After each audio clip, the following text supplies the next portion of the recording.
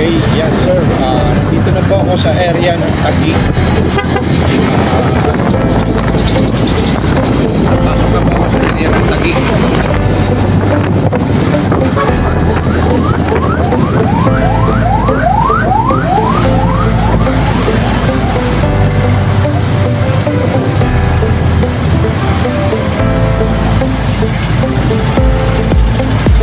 Patagig po, Taguig. Taguig.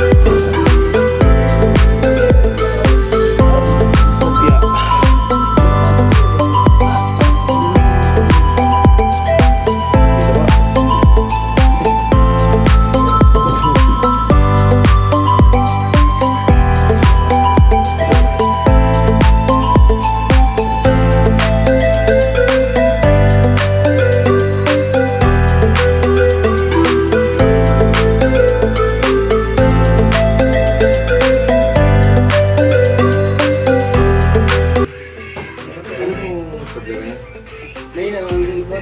Pwede ba naman istilat wala ko? Oo, pwede naman. Kahit walang tuloy. Pero sa speed na gano'n siya. Nagdagan siya. Pero may na. Mahina, mabagal. Ikaw, Saan mo natin lalagay? stay ikot pa yung content. Tsaka ang dryer. May na. Mahina. Okay. 7 na, hindi pa rin siya naikot. Ah? Ganyan lang. Oo, mabagal lang na. Okay. Yan lang ang pariya. Hindi mo pinatingin kung may naman pa yung galaw. Okay. Bali yan, umiikot yung kanyang spin pero napakabagal. Na? Yan, kung titingnan natin yung mga ano niya is parang pinasok na to ng mga mababait. Yan. Pero totally wala namang kagat yung mga wirings niya. Yan. Pwede mag-iiram man niya siguro. Yan, okay. Yan. Sa washing naman, testing natin. Okay. Dito ka sa akin. Kung tinatanggal ko ito, yung mga pares-pares. Okay, testing natin to. Start. Wash, lagyan natin to sa 1. Tingnan natin. Level water niya is 1. Ngayon, start.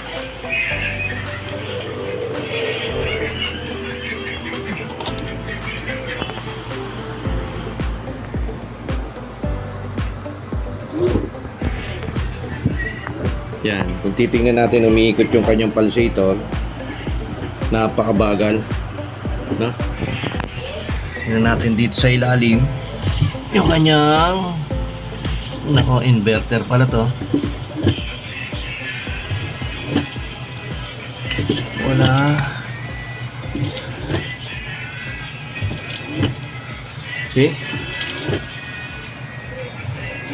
Yan, umiikot po siya pero napakabagal. Okay.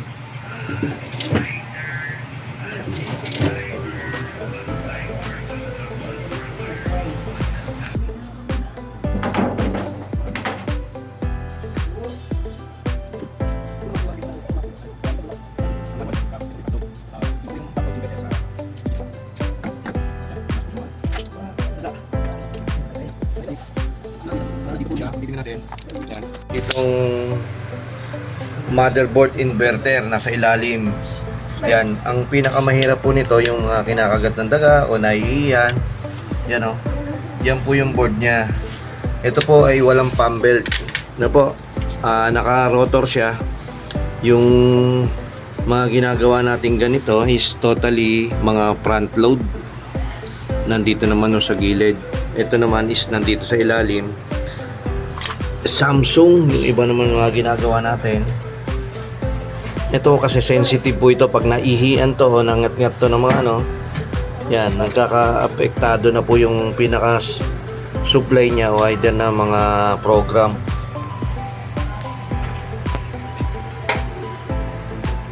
Yan. Hindi naman po siya maingay ha. Yung maingay yung ano niya. Mahinang mahina lang talaga.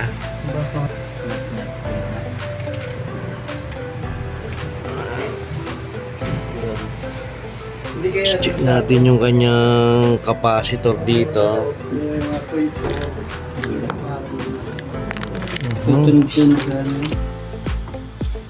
Malumbay naman eh.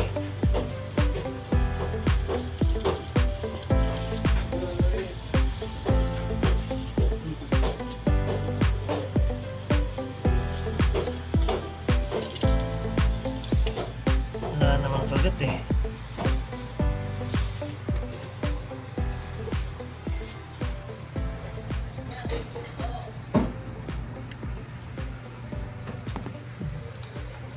Ito mga ipis-ipis. Wawawi. Yun. May nakita tayo mga putol. Okay. Yan. Kung titingnan natin dito yung kanyang wirings niya is may putol na itim. Then yun lang yung nakikita natin dito at pinasok ng ano ng mga mababait at saka ipis. Meron pang mga buhay-buhay na ipis dito. Yan oh. Nandyan. Nagtatago sila. Okay. Guys, nandito po tayo ngayon. Siyempre, welcome to my vlog, Brian Biteg Electronics po. At ngayong araw na to, nandito tayo sa Taguig, Pinagsama Village ng Taguig City. Bali, tinawagan po tayo ni Sir Jeric. Yan po si Sir Jeric. Yan po. Thank you sa kanya. At ngayong araw na to, siyempre ako nagpapasalamat siyempre sa ating mga kaibigan. Yan sa si Jomar Bibal. Yan, shoutout sa iyo. At gagawa tayo siyempre ng isang Hanabishi na inverter top load. Ang problema is napakabagal kung umikot. Tinesting natin siya. Yung kanyang spin, tsaka yung kanyang wash is totally hindi mo talaga maano, napakabagal. So far talagang napakabagal naman talaga nito kasi ito ay isang inverter. Naka-stator type siya, hindi siya totally wala siyang pump belt. Yan, no? Ngayon may nakita tayo doon, pinasok nga ito ng mga mababait. Kaya ito, check upin natin yung kanyang mga wirings. Yan, hindi naman siya nag-error. I got so motherfucking design on right now. Bring it down, bring it down, bring it down. I got 3 old guys on the block. Yeah. Yeah. Napakahirap yung ating kalagayan. Sir, mas maganda kung ito i-ano natin. Meron tayong ipapatong, iaangat ko lang mga konti. Yan muna. Yan. Yan. Yan.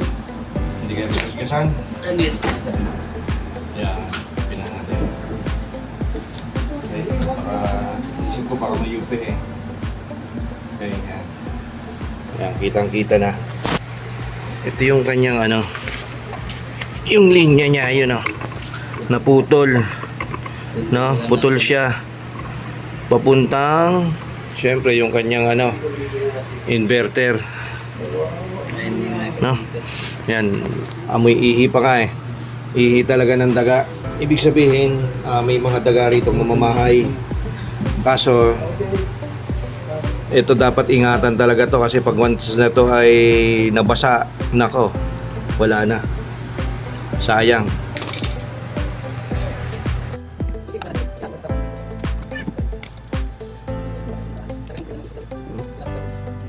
Yan, hindi natin ito. Ito po yung tumutuloy sa kumulito sa motor niya. Grabe yan, bagay yan. Kumulito ng so, lang naman ba?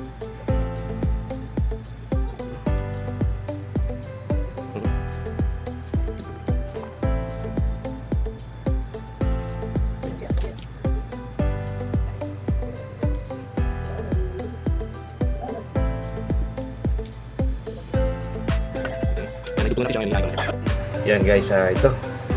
Bali, ginawa ko, dinugtong ko na siya. Yan, medyo blurred. Yan. Tapos, ihinahin ko siya para mas maganda, kapit na kapit. no? Kasi pag yan ay nagalaw na naman ng daga o mabait, possible na pwedeng ano, no? Yan, nahinang na natin. Titipang ko na lang siya. Okay, yan. Naikabit ko na. Tapos, ngayon tetestingin natin to. Naikabit ko na siya. Tapos, nilagyan ko na siya ng tape. Then, hininang na rin natin to. Para kahit pa paano, mas maganda, mas matibay-tibay. No? Ngayon, tetesting ko naman siya ngayon. Siyempre, sprayan ko na para umalis na rin siyempre yung mga tinatawag na ano. Pero ito, bawal po ito sprayan. Tsaka ito. Para lang mawala po yung mga mababait ba. Yan. Para hindi sila lumapit. Okay. Sinama yung plastic, yung pinakabasahan. Ayan o. Pinasok lang. Mababait. Tapos pinuputol-putol. Ayan o. Inat-ingat niya. Pati plastic. Ayan.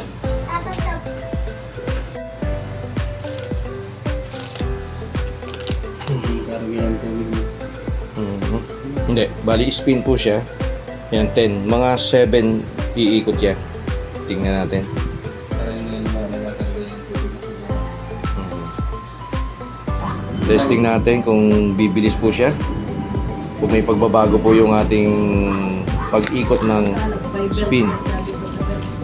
Yan. Kung titingnan natin, kung kanina napakabagal. Pero ito, unti-unti po yung bibilis kasi nasa 7 pa lang po ito.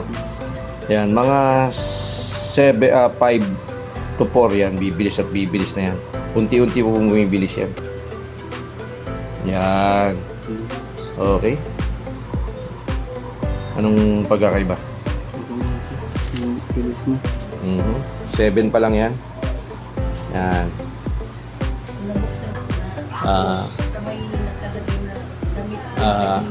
Lagi na siya. Nakala niya pa. Kinalas ko, butas yan dito. Sabi ko, baka may ring, pinagkakalas ko. Sabi ko, bago man sabi ko. Mga sakit na yan yung para. Ilang taon pa lang ito, sir? Wala po yan isang taon. Wala pa isang taon? Ba? Tapos pinanggawa niya, dapat may warranty pa po to. Yung papel, namamala. Dadalhin niyo pa to. Nasa kanya yung papel. Okay. Yan, kung titingnan natin, parang umaano na siya. Yan, unti-unti siyang bumibilis na para siyempre, pumubuelo pa yan. Yan, 6 minutes. Then, Parang iikot siya tapos yung naputol po nun is yun po yung control sa speed niya papuntang inverter motor niya. Kaya napakabagal, no? Yan, mabilis na po siya, no? Yun lang po siya. Dahil lang sa mabait, dahil lang sa kinagat yung wirings niya, yun, gano'n na po siya kabagal. No, yun lang po yung naging problema nito. Isang Hanabishi na inverter. Yan po yung model niya. HAWMD HAWMD-195INB. Okay.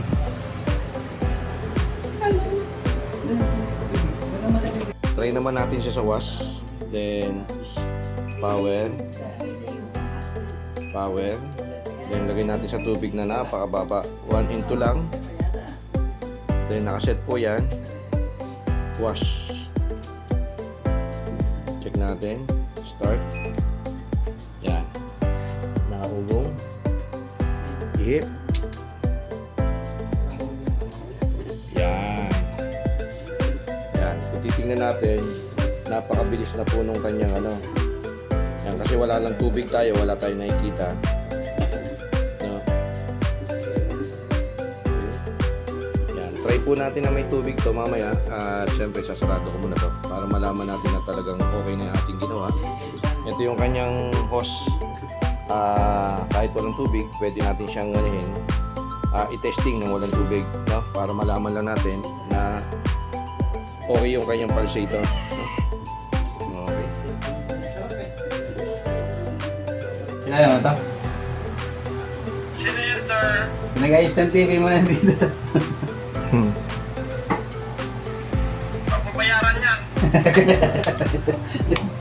Scam ta.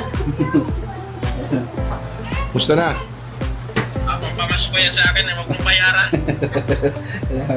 Ako ba mamamas ko? O ikaw? Okay na? Eh, ano naman muna, paganahin, lagyan ng tubig. Yes sir ah. Sabi niya yun. Yes sir ah. Iyan. Bali ngayon, lalagyan na natin siya ng actual na tubig. Pagaganahin natin yung solenoid niya. Yan.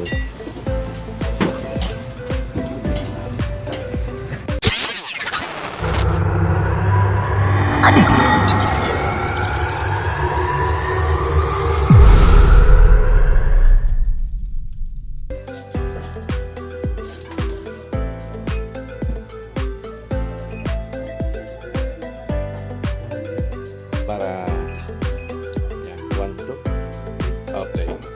Start. Gumana na yung kanyang solenoid. Ibig sabihin, nagpa-function naman po talaga to. Kaso talaga napakabagal lang talaga ng umikot. Ayan, yun, nakumpirma natin na kinagat po yung wirings niya papuntang motherboard niya doon sa kanyang inverter. Yan, itay na lang natin siya at nilagay natin siya sa 1 and 2 lang. Yan, testing natin siya at then patapusin natin yung kanyang cycle ng wash, rinse, and then spin. Okay?